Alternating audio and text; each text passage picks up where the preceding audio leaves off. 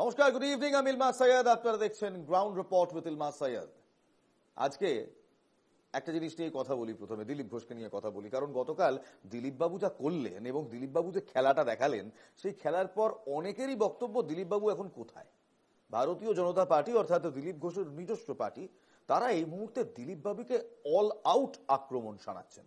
শুধু আক্রমণই শানাচ্ছেন নয়, তারা এই মুহূর্তে দিলীপবাবু তাদের দলের সাথে বিশ্বাসঘাতকতা করেছেন এই মর্মে সেভারাল পোস্ট দিয়েছেন। শুধু তাই নয়, দিলীপবাবু অবশ্য এও বলছেন, দিলীপ বাবুকে নিয়ে এও বলা হচ্ছে দিলীপবাবু নাকি দলের সাথে গাদ্দারি করেছেন। এই দিলীপ ঘোষ কোনো যৎসামান্য ব্যক্তি নয়, কোনো নগণ্য ব্যক্তি নয়। এই দিলীপ ঘোষ হচ্ছে সেই দিলীপ ঘোষ যিনি 2019-এর কারিগর।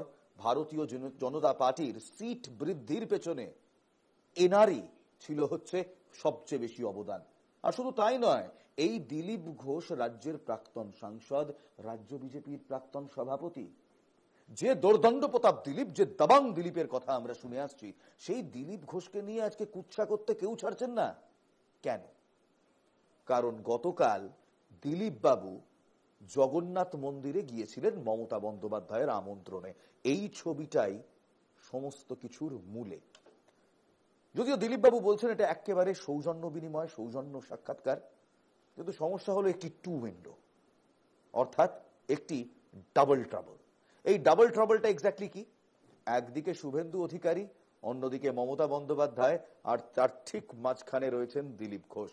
সেই ছবিটা দেখাবো। কালকে যখন মমতা বন্দ্যোপাধ্যায় জগন্নাথ মন্দিরে তার কর্মকাণ্ড সারছেন, তখনই কিন্তু শুভেন্দু অধিকারী সেখান থেকে ঢিল ছোড়া দূরত্বে সনাতন সম্মেলন করছেন, একদিনের সনাতন সম্মেলন, তাও আবার কাঁথিতে।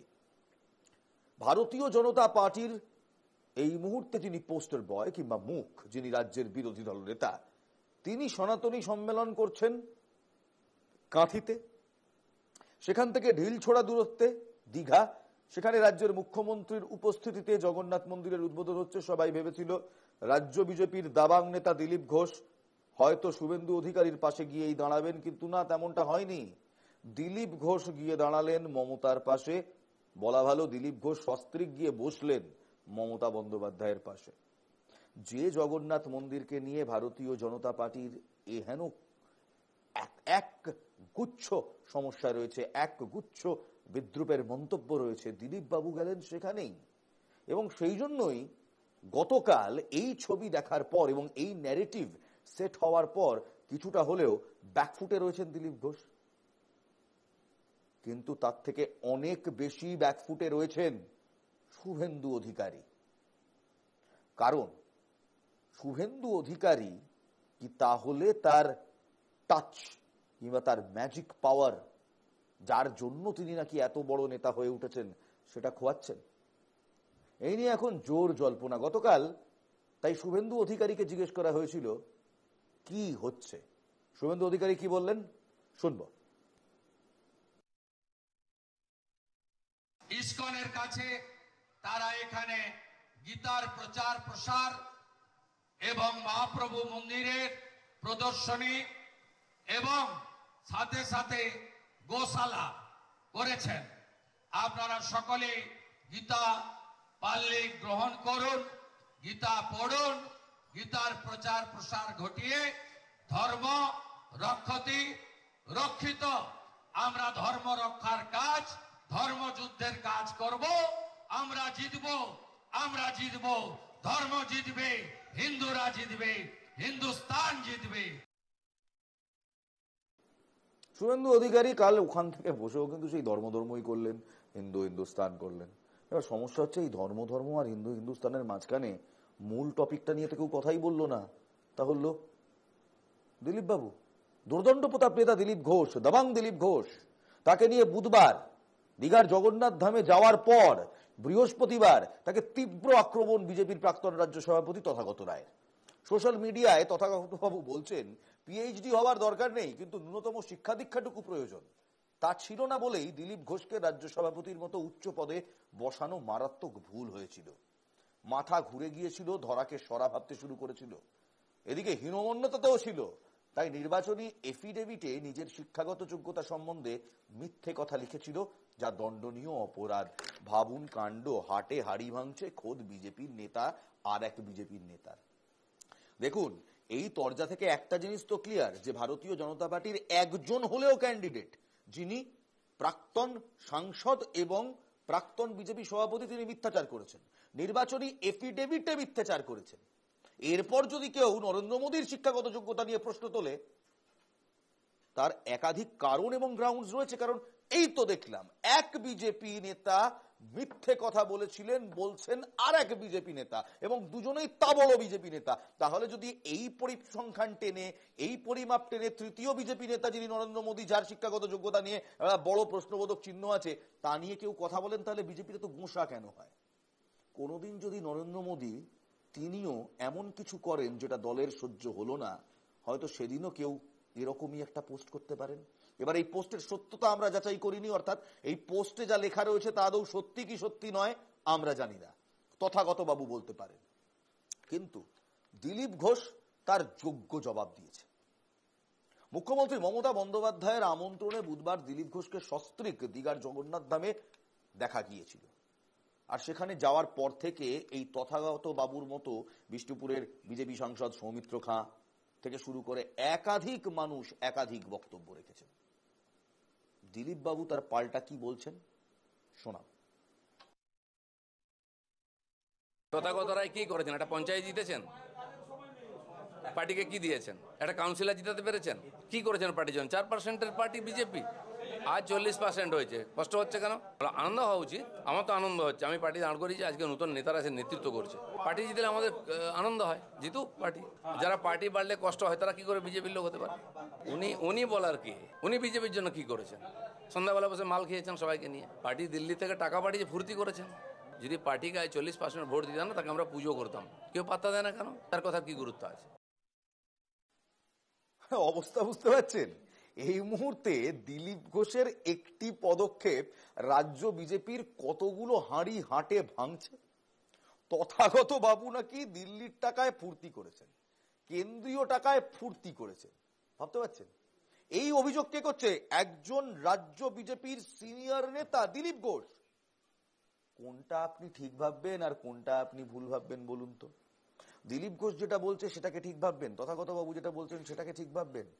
কি অদ্ভুত একটা পদক্ষেপ দিলীপ ঘোষের। এবং তারপর যা দেখছি, বিজেপির বাড়ি ঘদ্দর, তার ভেতরের আলোচনা ডমিনোর মতো পড়তে শুরু করেছে।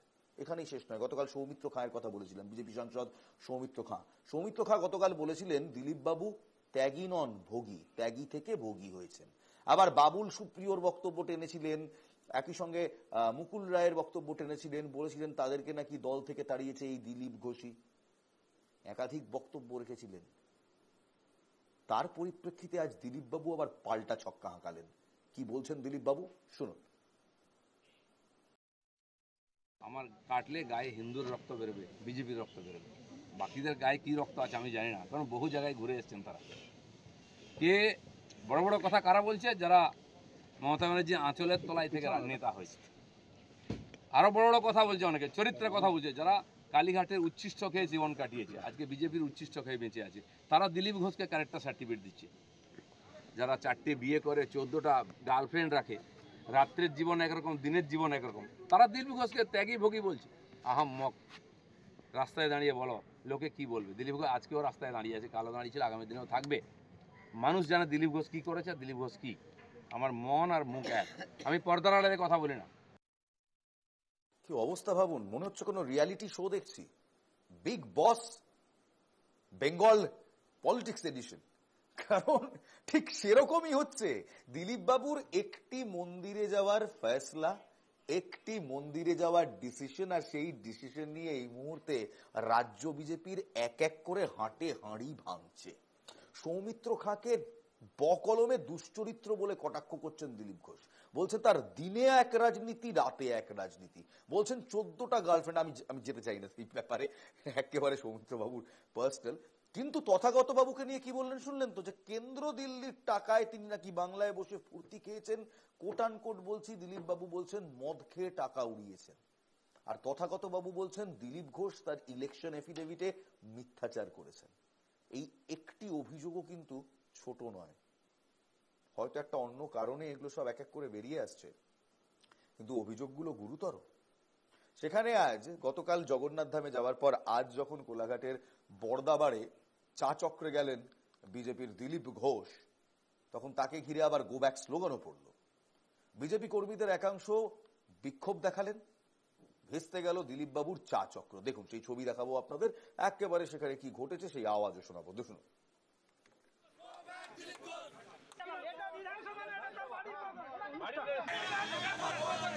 কত অনুগামী আমি দেখছি, দাঁড়াও, কাল থেকে বিজেপি এসে আমাকে শেখাচ্ছে।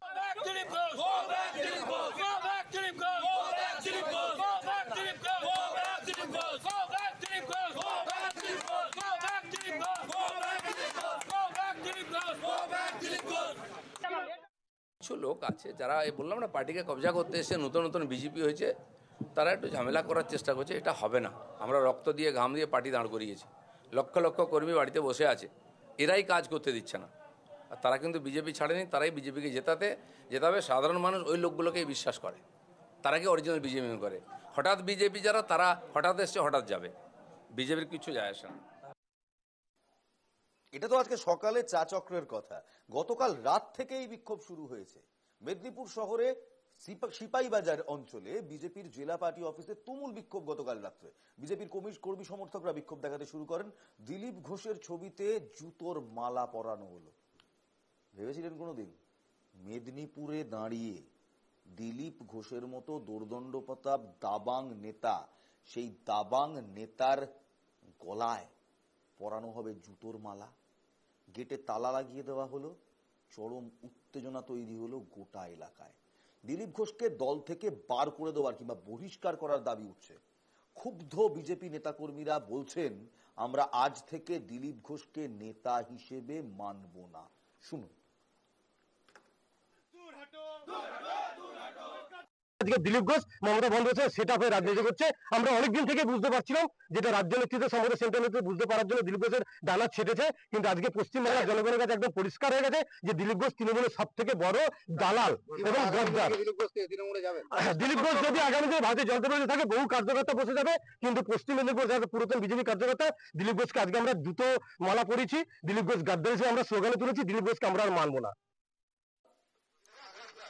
কি রে বাবা, দিলীপ ঘোষ, দোর্দণ্ড প্রতাপ নেতা দিলীপ ঘোষ, যিনি 2019-এর আর্কিটেক্ট, যিনি নিজে বলছেন যে আমি 41% ভোট শেয়ার এনে দিয়েছি বিজেপিকে। তারপর 19-এর পর থেকে কি হলো? 77-এ তুলে দিয়েছিলাম বিধায়ক সংখ্যা, সেই বিধায়ক সংখ্যা থেকে 11 জন হাওয়া হয়ে গেল। কিভাবে হাওয়া হয়ে গেল? এই সমস্ত প্রশ্ন কিন্তু দিলীপ ঘোষের। সেই দিলীপ ঘোষকে দল থেকে বার করে দেওয়ার দাবি উঠছে। কারা করাচ্ছে? ক্ষুণ্ণ কারা? এখানেই একটা প্রশ্ন। গতকাল দিলীপ বাবু কার সভাতে যাননি? শুভেন্দু অধিকারীর। দীঘায় জগন্নাথ মন্দিরের ঠিক ঢিলছোড়া দূরত্বে কার সভা হচ্ছিল? শুভেন্দু অধিকারীর। দিলীপ ঘোষের সঙ্গে দলের অন্দরে কার বিবাদ স্পষ্ট শোনা যায়? শুভেন্দু অধিকারী। এই মেদিনীপুর বকলমে কার গড়, কার হোল্ড? শুভেন্দু অধিকারীর। তাই যা যা হচ্ছে তার পেছনে শুভেন্দু অধিকারীর অবদান কতটা? ইগোয় নিয়ে নিলেন নাকি দিলীপ ঘোষের মন্দিরে যাওয়া আর তার সনাতনী সম্মেলনে না যাওয়াটা? শঙ্কর ঘোষ, বিজেপির আর এক নেতা, যিনি এককালে বাম রাজনীতি করতেন, হাতে চে গুয়েভারার ট্যাটু নিয়ে ঘুরতেন, পরবর্তীকালে সেই চে গুয়েভারাকে মহাদেবে রূপান্তরিত করে ভারতীয় জনতা পার্টিতে এলেন। সেই শঙ্কর ঘোষ কি বলছেন দিলীপ বাবুকে নিয়ে, শুনুন।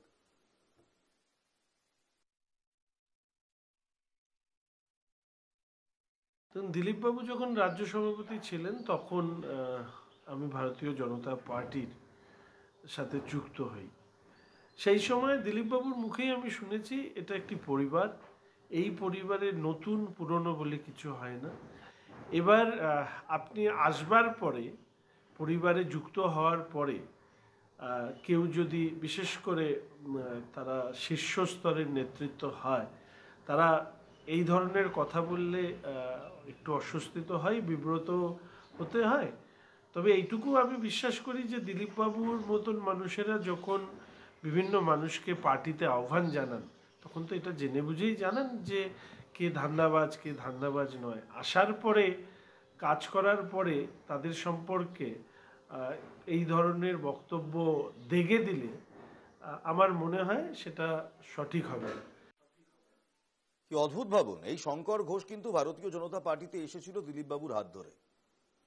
দিলীপ বাবুই তাকে ভারতীয় জনতা পার্টির রাজনীতিতে নিয়ে আসেন এবং তারপরেই তার উত্থান, 2021-এ তার উত্থান। সেই শঙ্কর ঘোষও আজকে না পারছেন দিলীপ বাবুকে শুভেন্দু অধিকারীর সুরে গালমন্দ করতে, না পারছেন এড়িয়ে যেতে। মধ্যস্থার কিংবা মধ্যপন্থার একটা যুক্তি খাড়া করলেন, পাল্টা যুক্তি সাজিয়েছেন দিলীপ বাবুও। বলছেন রাজ্যে বিজেপির সাফল্য তার সময়, একমাত্র তিনিই পেরেছিলেন 41% ভোট শেয়ার 2021-এ আনতে। 77 জন বিধায়ক দিয়েছিলেন 2021-এ। তারপর কি হলো? লোকে প্রশ্ন করছে 41% ভোট কোথায় গেল?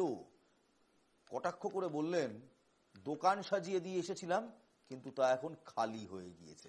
শুনুন।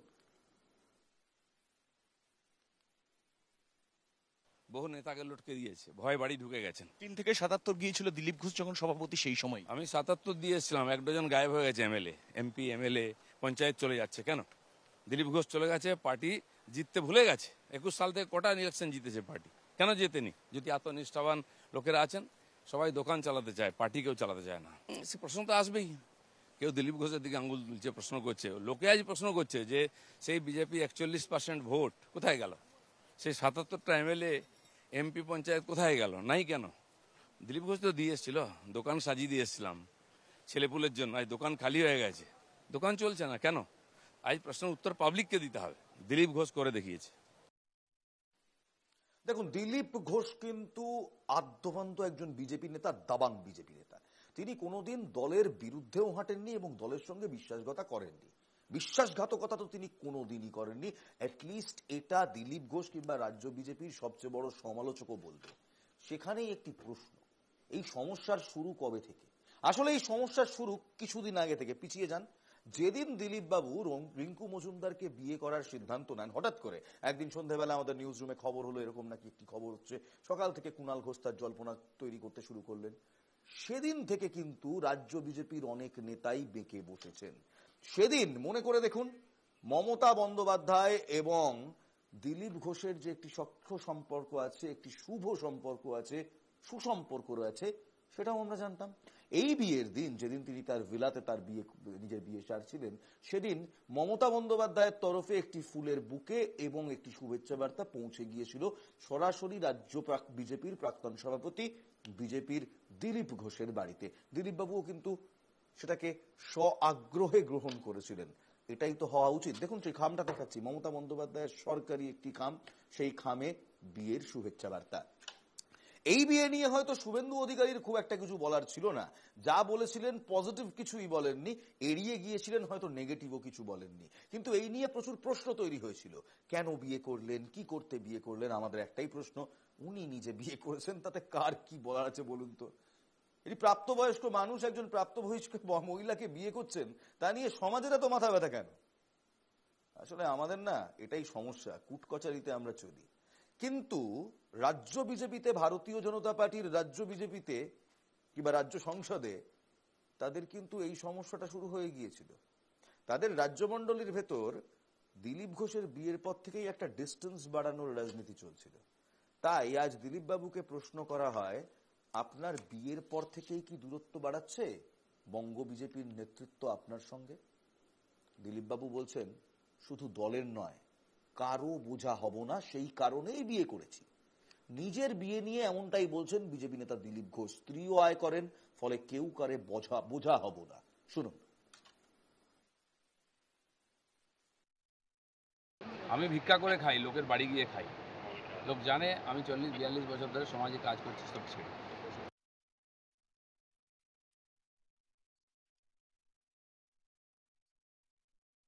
দিলীপ ঘোষ ঠিক কি বললেন? আমি ভিক্ষা করে খাই, লোকের বাড়ি গিয়ে খাই। লোক জানে আমি 40-42 বছর ধরে সমাজে কাজ করছি, সব ছেড়ে।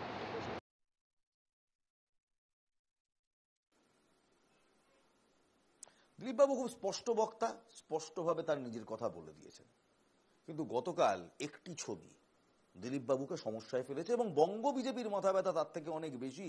কারণ অনেকেই এখন জল্পনা শুরু করেছেন দিলীপ ঘোষ কি তাহলে বিজেপিতে যাবেন, যদিও দিলীপ বাবু নিজে স্পষ্টভাবে জানিয়ে দিয়েছেন তিনি আমরণ বিজেপিতেই থাকবেন। কোন ছবির কথা বলছি দেখুন, গতকাল মমতা বন্দ্যোপাধ্যায়ের সঙ্গে দিলীপ ঘোষের ছবি। এই ছবি সামনে আসার পর থেকেই ভাইরাল, এই ছবি সামনে আসার পর থেকেই জল্পনা শুরু। একটু ছবিটা দেখান না প্লিজ, একটু ছবিটা দেখান প্লিজ। মমতা বন্দ্যোপাধ্যায় এবং দিলীপ ঘোষ গতকাল জগন্নাথ মন্দিরে।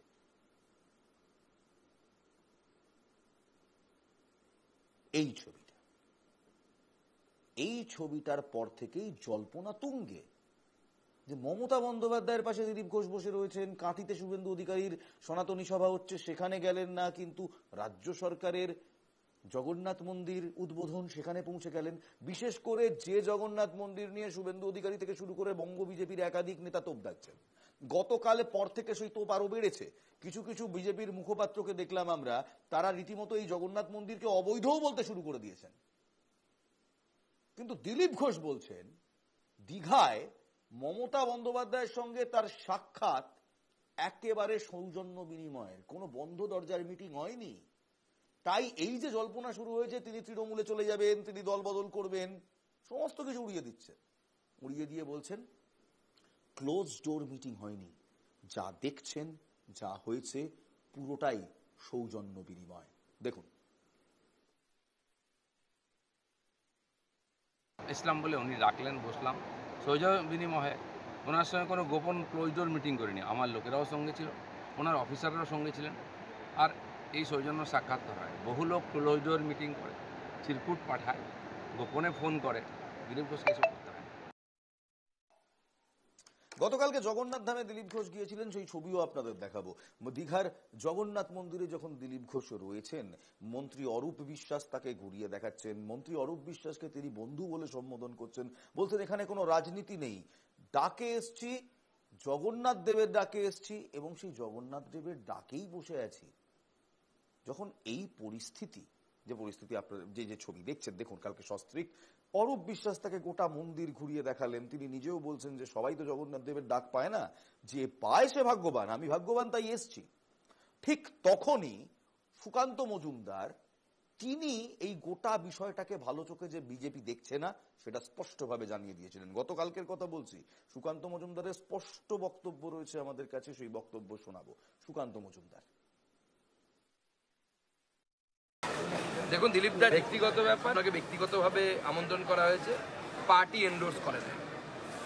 পার্টি মনে করে যখন একদিকে হিন্দুরা মার খেয়েছে মুর্শিদাবাদে, যেভাবে হিন্দুদের মন্দির ভাঙা হয়েছে, হিন্দুদের বাড়িঘর জ্বালিয়ে দেওয়া হয়েছে, সেজন্য আমরা পার্টি থেকে সিদ্ধান্ত নিয়েছি আমরা যাব না উদ্বোধনী অনুষ্ঠানে। ওনার ব্যক্তিগত ব্যাপার, ব্যক্তিগতভাবে কেউ যেতেই পারে। ওনার শুনেছি ওনার স্ত্রীকেও নাকি আলাদা করে নিমন্ত্রণ জানানো হয়েছে। দেখুন, মুর্শিদাবাদে কোনো মন্দির ভাঙা হয়েছে বলে কোনো তথ্য এই মুহূর্তে কোনো সংবাদ মাধ্যমে, আমি সংবাদ মাধ্যম বলতে বলছি যারা সংবাদ পরিবেশন করেন, যারা সংবাদ ব্রডকাস্ট করে, যারা সাংবাদিকতা করে তাদের বোঝাচ্ছি। আমি ইউটিউবার কিংবা কন্টেন্ট ক্রিয়েটর যারা বিভিন্ন দলের পৃষ্ঠপোষকতায় সাংবাদিকের ভেগ ধরে ফেসবুক ইউটিউবে বিষ ছড়ায় তাদের কথা বলছি না। কোনো মন্দির ভাঙা হয়েছে কিনা এই তথ্য সত্যি আমাদের কাছে নেই। তবে হ্যাঁ, সেখানে কিছু মানুষজন, অ্যান্টি ন্যাশনালস, তারা বিশৃঙ্খলা করেছে, কমিউনাল টেনশনের দিকে নিয়ে যাওয়ার চেষ্টা করেছে, এটা হয়েছে। কিন্তু আমি একটা জিনিস বুঝতে পারছি না, ধরে নিলাম সুকান্তবাবুর কথা প্রসঙ্গে যে মন্দির ভাঙা হয়েছে, ধরে নিলাম, তাই মন্দির ভাঙা হওয়ার প্রতিবাদে আরেকটি মন্দিরের উদ্বোধনে যাবেন না, এ আবার কোন রাজনীতি? দিলীপ ঘোষও কিন্তু এই একই কথা বলছেন। এই কথা শুধু আমাদের নয়, দিলীপ বাবুও জানতে চাইছেন যে দলের একাংশ যখন মুখ্যমন্ত্রীর আমন্ত্রণে জগন্নাথ ধামের উদ্বোধনে যাওয়া নিয়ে তার সমালোচনা করছেন, তখন তিনি বলছেন দল কি মন্দির বয়কট করতে বলেছে? এই মুহূর্তে দাঁড়িয়ে একটি অত্যন্ত গুরুত্বপূর্ণ প্রশ্ন, যে মন্দিরের রাজনীতি বিজেপি করে, দিলীপ ঘোষকে সেই মন্দিরে যাওয়া নিয়েই কটাক্ষ করা হচ্ছে, তাই দিলীপ ঘোষ প্রশ্ন করছে দল কি তাহলে মন্দির বয়কট করতে বলছে? শুনুন দিলীপ ঘোষের মন্তব্য। আমি পার্টির নীতির বাইরে করিনি। পার্টি শুনেছেন আপনারা, বলেছে যে মন্দির বয়কট করছি, নাকি করতে পারে। কারো ইচ্ছা হয়েছে এসেছে, কারো ইচ্ছা হয়েছে আসেনি। কেউ কেউ কাশী বিশ্বনাথ উদ্বোধনে ডাক পেড়েছে, কেউ গেছে, কেউ যায়নি। রাম মন্দির উদ্বোধনে লক্ষ লক্ষ লোক এসেছে, 750-800 ভিআইপি এসেছেন, তারা সব বিজেপি ছিলেন না, সমাজের সাধারণ মানুষ। মন্দিরই সবাইকে মেলায়, মেলনের জায়গা। আমাদের ভারতবর্ষের সংস্কৃতির প্রাণকেন্দ্র হচ্ছে মন্দির। মন্দির না চললে সমাজ চলবে না। মন্দির কে তৈরি করেছে কেউ জানে? কালীঘাটের মন্দির কে তৈরি, আপনি জানেন? তারকেশ্বরের মন্দির কে করেছে আপনারা জানেন? রামেশ্বরের মন্দির কে করেছে জানেন না, কিন্তু আমরা সবাই জানি। ভগবান আছেন, ওটা ভগবানের মন্দির, কারো ব্যক্তিগত মন্দির নয়। আর এটা তো পাবলিকের পয়সা হয়েছে, দিলীপ ঘোষেরও পয়সা আছে, ওতে ট্যাক্সের পয়সা আছে।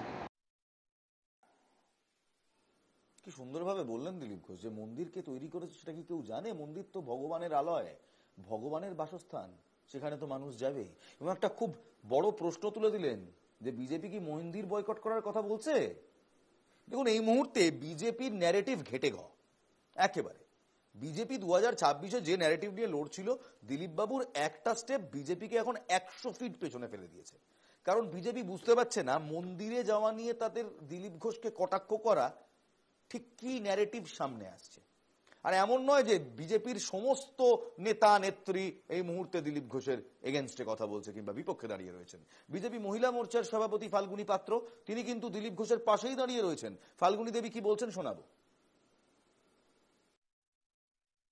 আমরা অনেক জায়গায় সৌজন্যের কথাটা বারবার করে বলি। যখন প্রধানমন্ত্রী ডাকেন কোনো কার্যক্রমে, কোনো কর্মসূচিতে, অনেক সময় দিদিমণি যান না, বা যদিও যান সেখানে যখন মুখ্যমন্ত্রী প্রধানমন্ত্রীর সাথে কথা হয়, তারপরে সেটা নিয়ে একটা মুখরোচক গল্প তৈরি হয় যে এদের মধ্যে সেটিং হয়ে গেছে।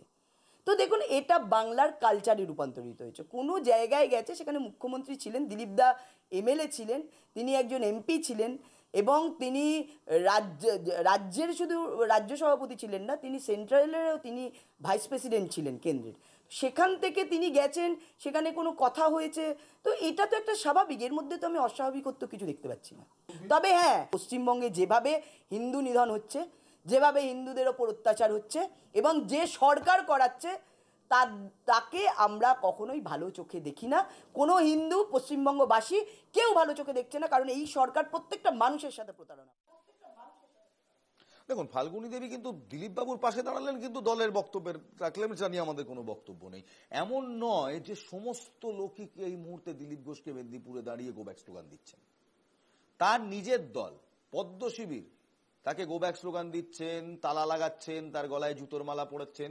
আর কি অদ্ভুত ভাবুন বাংলার রাজনীতি, তৃণমূল কর্মীদের একাংশ বৃহস্পতিবার সকাল থেকে দিলীপ ঘোষকেই স্বাগত জানাচ্ছেন, স্লোগান তুলছেন, দিলীপ দাকে তৃণমূলের স্বাগতম।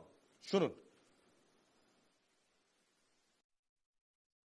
स्वागतम स्वागतम स्वागतम दिलीप घोष स्वागतम स्वागतम स्वागतम दिलीप घोष स्वागतम स्वागतम स्वागतम तृणमूल कांग्रेस दिलीप घोष स्वागतम दिलीप घोष के स्वागतम स्वागतम स्वागतम तृणमूल कांग्रेस दिलीप घोष के स्वागतम स्वागतम स्वागतम दिलीप घोष स्वागतम स्वागतम स्वागतम दिलीप घोष स्वागतम स्वागतम स्वागतम तृणमूल कांग्रेस दिलीप घोष स्वागतम दिलीप घोष के स्वागतम।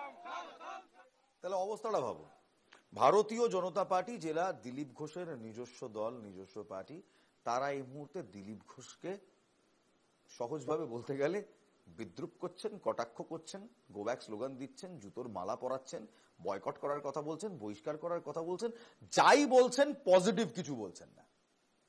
আর উল্টো দিকে তৃণমূল কংগ্রেসের সমর্থকরা কি করছেন? তৃণমূল কংগ্রেসের সমর্থকরা এই মুহূর্তে দাঁড়িয়ে দাঁড়িয়ে এই দিলীপ বাবুকেই সমর্থন করছেন, বলছেন দিলীপ ঘোষ স্বাগতম।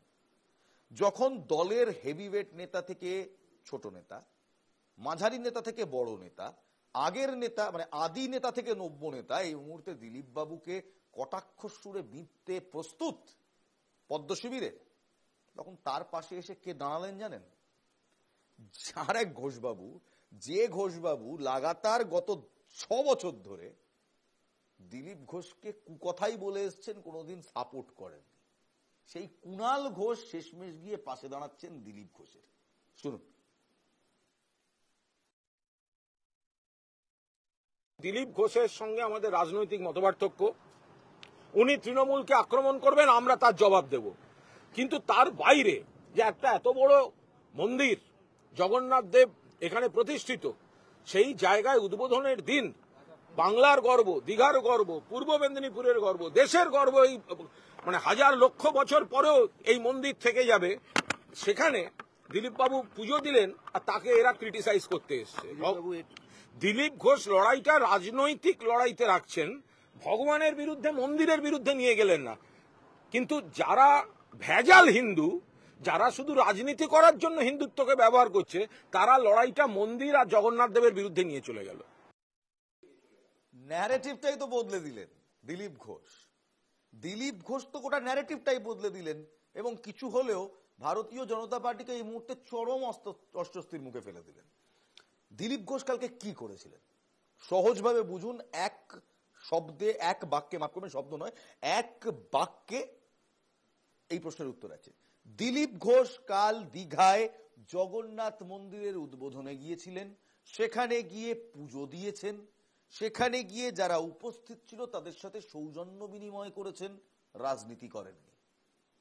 আর এই পুজো দেওয়া, দিলীপ ঘোষের মন্দিরে যাওয়া, দিলীপ ঘোষের পুজো দেওয়া, এই দুটোকে নিয়ে এই মুহূর্তে পদ্মশিবির রাজনীতি করছে, কটাক্ষ করছে দিলীপ বাবুকে, এবং কটাক্ষই শুধু করছে না, তাকে দল থেকে বহিষ্কার করার দাবি উঠতে শুরু হয়ে গেছে। তাহলে যে বিজেপি মন্দির, হিন্দুদের কথা শোনায়, তারা একটি মন্দিরে যাওয়া এবং মন্দিরে পুজো দেওয়া নিয়ে নিজের দলের একজন সিনিয়র লিডারকে এরকম ভাবে হেনস্থা করছেন কেন? হেনস্থা শব্দটা হয়তো ভুল বললাম, ক্ষমা চেয়ে নিচ্ছি। কটাক্ষ করছেন কেন? তাহলে কি কুণাল বাবু যেটা বললেন সেটাই ঠিক, নাকি এই সমস্ত কিছু, এই মন্দিরের রাজনীতি, এই হিন্দু ভাবের রাজনীতি, আবেগের রাজনীতি, সবটাই ভোটের জন্য? নাকি ভারতীয় জনতা পার্টি এখন আরো এক ধাপ উঠে গিয়ে ভগবানের মধ্যেও ওরা করা শুরু করে দিয়েছে? মানে ভগবানকেও তৃণমূল এবং বিজেপিতে ভাগ করতে শুরু করে দিয়েছে। যদি করতে থাকে, সাবধান, খুব সমস্যার। এরা অত্যন্ত সাংঘাতিক। মানুষকে যারা ভাগ করে, তারা আজ ভগবান, মন্দির, ওপরওয়ালা, তাদেরকেও ভাগ করার চেষ্টা করছে। ভেবে দেখবেন। একটা ছোট্ট বিরতি নিচ্ছি, বিরতির পর ফিরছি। দেখতে থাকুন NKTV Bangla prime time, ground report with ইলমাস Syed.